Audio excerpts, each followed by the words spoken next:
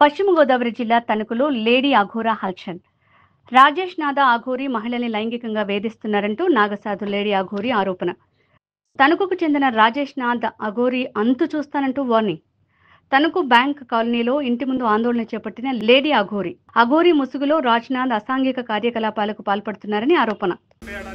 ముసుగులో ఉన్న ఈ దొంగ ఎవరైతే ఉన్నారో చాలా మంది ఆడపిల్లని అనుభవించి చాలా మంది దగ్గరికి వెళ్ళి లక్షల కోట్లు తీసుకొని ఇలా అనుభవిస్తుంది కాబట్టి నా దగ్గరికి ఆడపిల్లలు వచ్చి నాకు న్యాయం చేయండి అని రోధించారు కాబట్టి విత్ ప్రూఫ్తో సహా నేను ఇక్కడికి వచ్చి దీన్ని ప్రశ్నించడానికి వచ్చాను.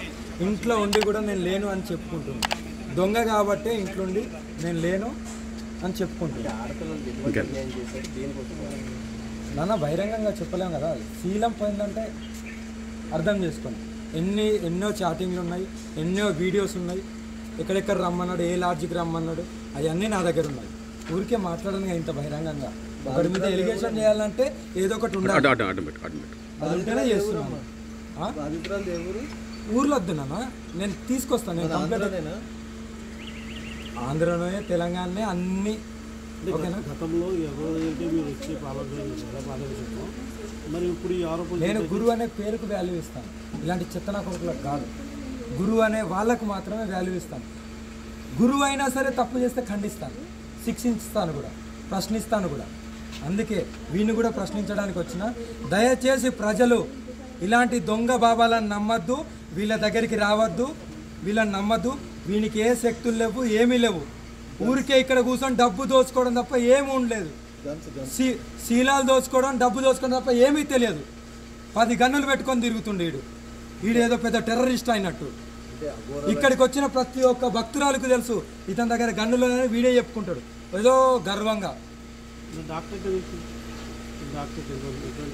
₹1 కోటి పడితే నాకే అన్నీ వస్తాయి పదవులు. నేను కూడా ఎస్పీ ఎమ్మెల్యే అయితే కదా, ఏదైనా కొనుక్కోవచ్చు కదా కలియుగంలో. నేనైతే వదిలిపెట్టాను.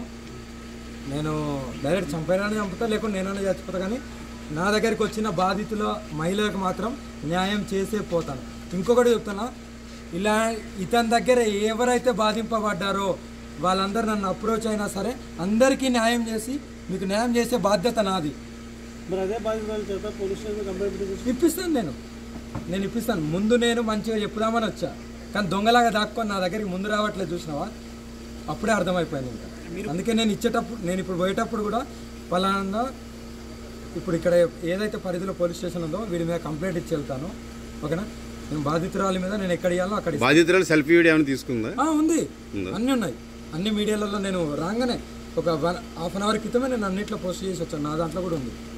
మీరు పిలుస్తున్నారు కదా, స్పందించట్లేదు అంటే దాని రాడు కదా, దొంగ కదా.